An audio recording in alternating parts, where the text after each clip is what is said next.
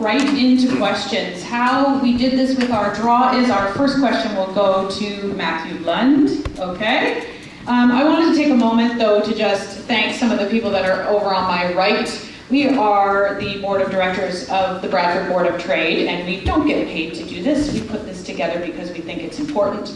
We're all business owners in this community, and we care about this community. So our first director, Ryan Shapcott, he is our vice president of sponsorship, and he owns Ryan's Landscaping. He is going to ask the first question to Matthew Lund from the Green Party, who has 1 minute to answer. And then each of you will have 1 minute to answer. Thank you, Jennifer. First question. The small business sector is the biggest employer in the country. How are you and your government going to do how to make life easier for small business owners and employees so that the businesses thrive? Thank you very much. And so the number one thing that we would like to do as Greens is we want to cut payroll taxes directly.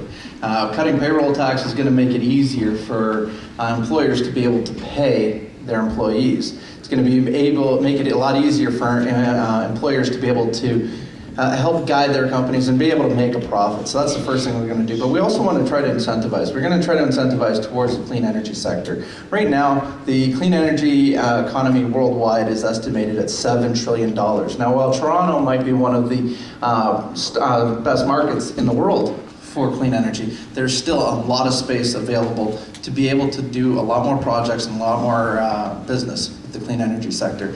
As the Green Party candidate, we want to skate where the puck is going, and that's basically moving towards a clean energy environment. Thank you.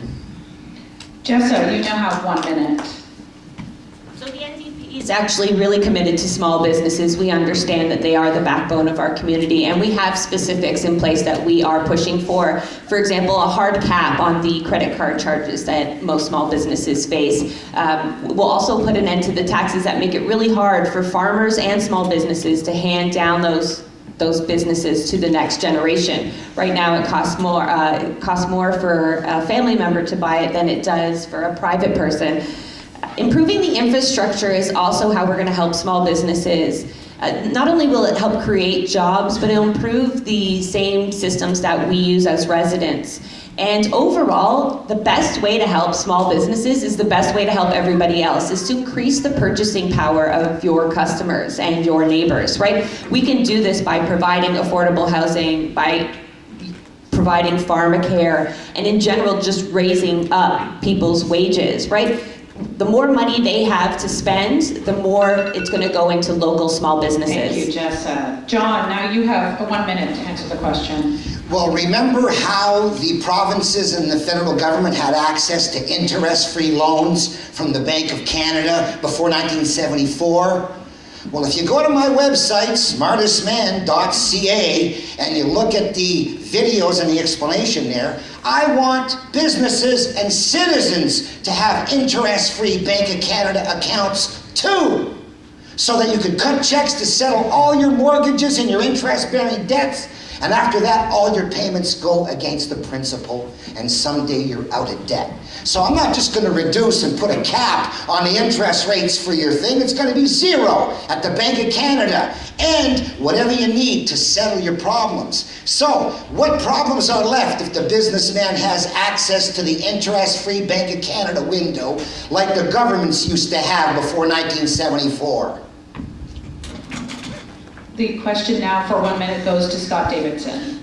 Thank you. Every day I'm out knocking on doors. I meet with small business people who are desperate for a government that they want on their side. They don't want a government out that's calling them tax cheats. If elected, I want to be part of a new Conservative government that does what it can at the federal level to help small business thrive. Small business, as you know, is the engine and the backbone of Canada and the backbone of York Simcoe. None of the public sector jobs or public programs would exist today if our government doesn't have the tax base from small business in the private sector. So this is what a Conservative government will bring to the table for small business. Thank you. Sean Tanaka. Thank you. So one of the things I didn't add to the list of things that I am is also operating a small business along with my husband. So one of the things I was really proud that the Liberal Party did was lower the tax rate for small businesses from 11% to 9%. But what does that mean, really? What that allows us to do is put more money back into local businesses. It allows them to invest, to grow, to increase wages so that there's better paying local jobs, or to create new jobs right here in York Simcoe. So this is a real change that we have seen, that the Liberal Party has delivered on. And I want to be that strong voice in Ottawa that continues to bring results right to York Simcoe, and encouraging that these are things that we see, that we can change the business landscape for people not only in Bradford, but all across the riding. Thank you. And the same question to Robert. I don't know how they're going to do what they're doing.